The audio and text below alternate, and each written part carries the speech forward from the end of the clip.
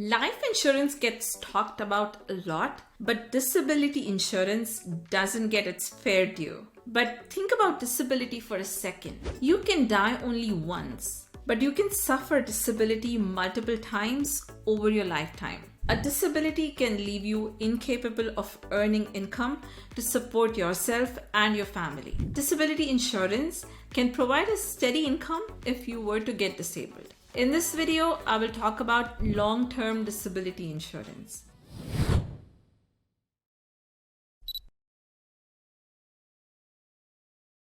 Here's what we will cover in this video.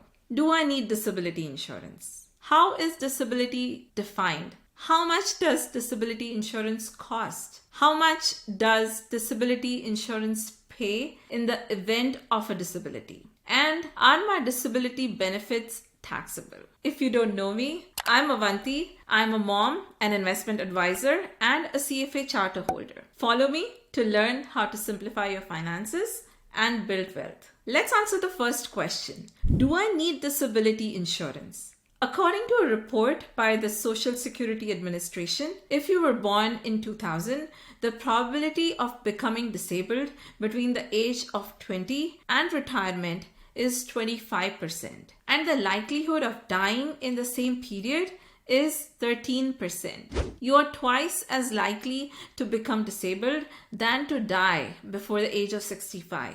Contrary to the popular belief that injury causes disability, 90% of disabilities in the US result from illness rather than an injury. An average disability lasts about 3 years. That's 3 years where you cannot work for an employer or on your own business. If earnings from your job or business make up a significant portion of your total earnings, you may want to consider disability insurance. How is disability defined? As far as insurance is concerned, disabilities are defined in 3 ways. 1. Own occupation or own OCC. 2. Any occupation or any OCC. And 3. Modified occupation or modified OCC. Own occupation disability pays benefits if you can no longer perform your own occupation, even if you can perform other types of jobs. For example, imagine Stephen Strange from Doctor Strange. He was a neurosurgeon who met with a car accident. His accident led to permanent disability, leaving him unable to perform surgeries. He may have been able to do other jobs, such as becoming a professor or being part of hospital administration. Now, the movie doesn't talk about what insurance he had. Still, if he had disability insurance covering own occupation, he could get a percentage of his salary in benefits since he can no longer work as a neurosurgeon.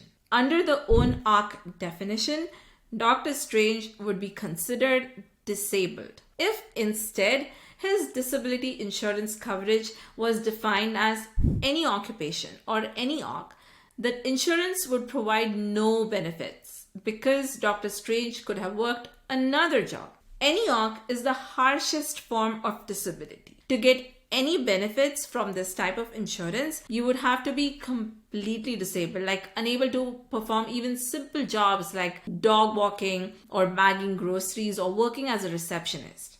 Under the any OCC definition, Dr. Strange would not be considered disabled. Then there is modified OCC, which starts as own OCC for the first few years and then converts into any OCC policy. In a modified OCC policy, Dr. Strange would be considered disabled for the first 3 to 5 years after his incident and then stop receiving benefits if he can work other jobs. As you may have guessed, own OCC is the most expensive policy and any OCC is the cheapest. Modified OCC is between the two in price. Which one should you go for? Suppose you work a specialized, high-paying occupation like medicine, dentistry, finance, law, etc. or own a business where you are a key person. In that case, you may want to opt for an own OCC disability policy. Clear? Good. I'm going to address these two questions together. How much does disability insurance cost and how much does it pay? Disability insurance may cost between 1 and 3% of your income, depending on several factors. We already discussed the own OC versus any OC definitions. Own OC is more expensive. The first factor is what percent of your income the insurance covers. Insurance benefits may be between 60 and 80% of your income. Insurance premiums increase with the coverage amount. The next factor is the monthly cap. Let's say my disability insurance benefit is 60% of my income and my annual income is $100,000, 60% of which amounts to $6,000 a month. If the insurance policy places a cap of say $4,000, I'm only entitled to $4,000 a month. A policy with a cap will be less expensive than the one without a cap. The next factor is the benefit period. The benefit period can range from 5 years to retirement. The longer the benefit period, the more expensive the insurance. The next factor is the elimination period.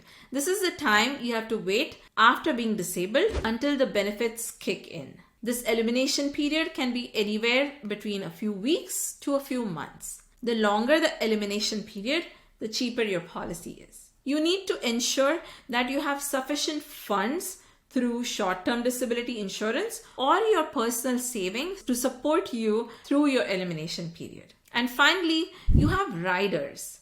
These are additional provisions in your disability insurance policy that increase the insurance cost. One rider may be a cost of living adjustment. This rider allows benefits to grow at the rate of inflation. There could also be a lifetime rider, which will enable you to add additional coverage without undergoing underwriting. So typically, when you buy private disability insurance, you must go through an underwriting process when the insurance company determines your risk. If you are a skydiver or have pre-existing health conditions, your policy cost will be high, or you may not be able to get insurance at all. If you have a lifetime rider on your policy, you can increase your benefit period without going through underwriting again. If you get group disability insurance through an employer, there is no underwriting. We are almost at the end of the video. So the last question here is, am I going to be taxed on disability benefits?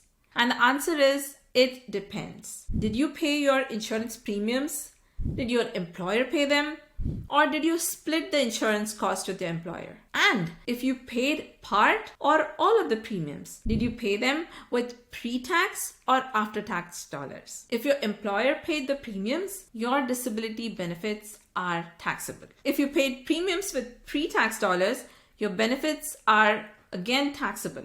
However, your benefits are tax-free if you pay premiums with after-tax dollars. So let's see a hypothetical example. Let's say your income is $100,000 and disability insurance costs 1% of that, which is about $1,000. If insurance benefit is 60% of your income or $60,000, would you rather save tax on the $1,000 in premiums or the $60,000 in benefits? So let's add some more perspective. If your effective tax rate is 20%, you will keep $200 by paying premiums with pre-tax money. But if you're disabled, you will pay $12,000 in taxes on the benefits. I hope this helped answer all your questions about disability insurance.